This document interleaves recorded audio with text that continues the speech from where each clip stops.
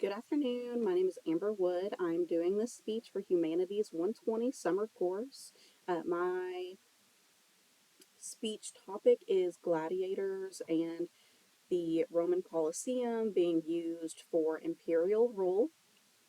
So when people think of gladiators and the Colosseum, I'm sure they think of the early 2000s movie with Russell Crowe and Maximus, or even the new Pedro Pascal gladiator movie. But I want you to imagine just standing in the Colosseum. I'm sure everyone knows what that looks like.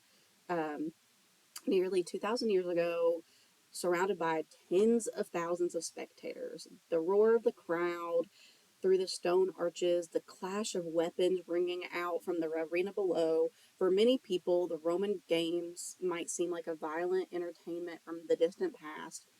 But what I've come to understand through the research of this is that these spectacles were far more than just brutal diversions.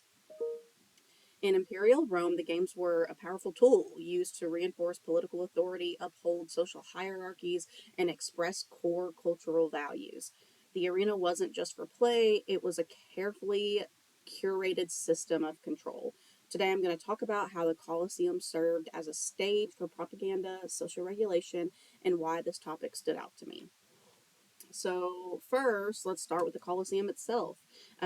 Built under Emperor Vespasian and completed by his son Titus in 80 Common Era, it was a massive undertaking. It seated over 50,000 people and stood as one of the most impressive structures in the Roman Empire. But it wasn't just built to impress, it was built to rule. The funding for the Colosseum came from the spoils of the Jewish war, meaning it was literally financed by military conquest. By placing this monument right in the heart of Rome, the emperors tied their political legitimacy to Roman victor and order and strength.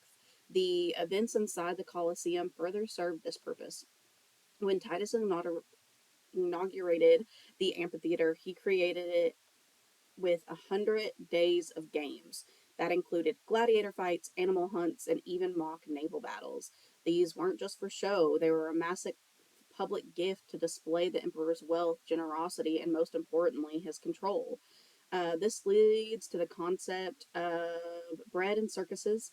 Roman emperors knew that if they kept people fed and entertained, they could distract them from political problems and secure loyalty. Through these games, the emperor reminded the Roman population who was in charge and gave them a reason to cheer him on. As historian Alison Farrell explains, these spectacles worked as political theater, blending entertainment with imperial ideology. The arena became a place where power wasn't just talked about, it was performed. But the Colosseum didn't just glorify the emperor, it also mirrored Rome's social structure. The seating arrangement was a perfect reflection of Rome's class divisions.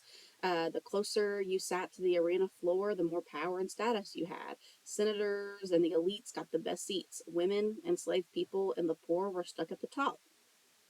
As scholar Kathleen Coleman notes, this architectural setup was a deliberate way of displaying Roman hierarchy, of reminding everyone where they stood in society. And even in entertainment, order was enforced, and there was the violence. The Colosseum was a place where criminals, prisoners of war, and enslaved people were often executed in public.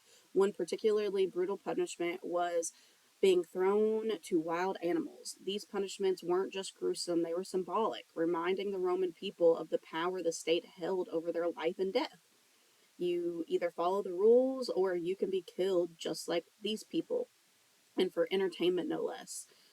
Historian Thomas Witterman described how these executions were ritualized displays of justice that enforced the authority of the state. In other words, the Colosseum was a space where law, order, and punishment were turned into spectacle, making violence itself a form of state communication. Beyond politics and class, the games also served to promote cultural ideas. Rome saw itself as a strong, disciplined, and destined to rule the world. The arena dramatized those beliefs. Gladiators who were often enslaved or condemned men were actually admired for their courage and combat skills, their ability to face death with bravery echoed Roman ideals of strength, honor, and endurance. Some gladiators even became celebrities, showing that the values they symbolized were deeply admired and could get you places in Rome. Additionally, the exotic animals featured for the staged hunts came from the farthest corners of the empire. Lions from North Africa, I'm sorry, elephants from India, crocodiles from Egypt.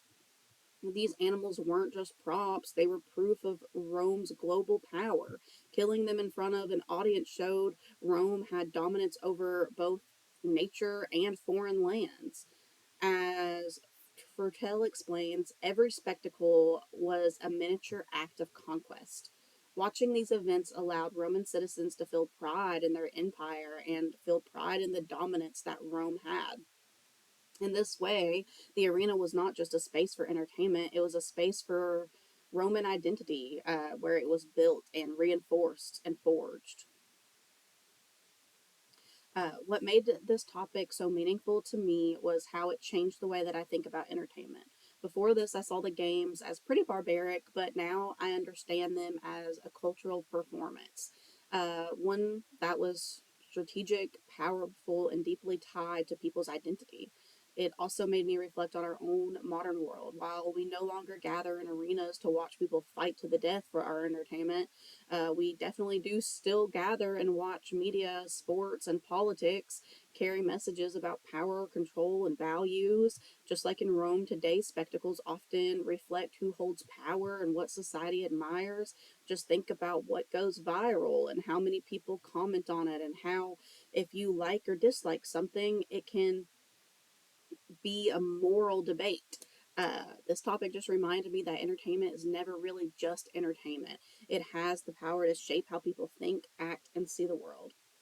In conclusion, the Colosseum wasn't just a building, it was a symbol, a machine for creating loyalty, enforcing order, and promoting Roman ideals. Through grand spectacles, emperors reinforced their rule, structured society, and shaped public beliefs.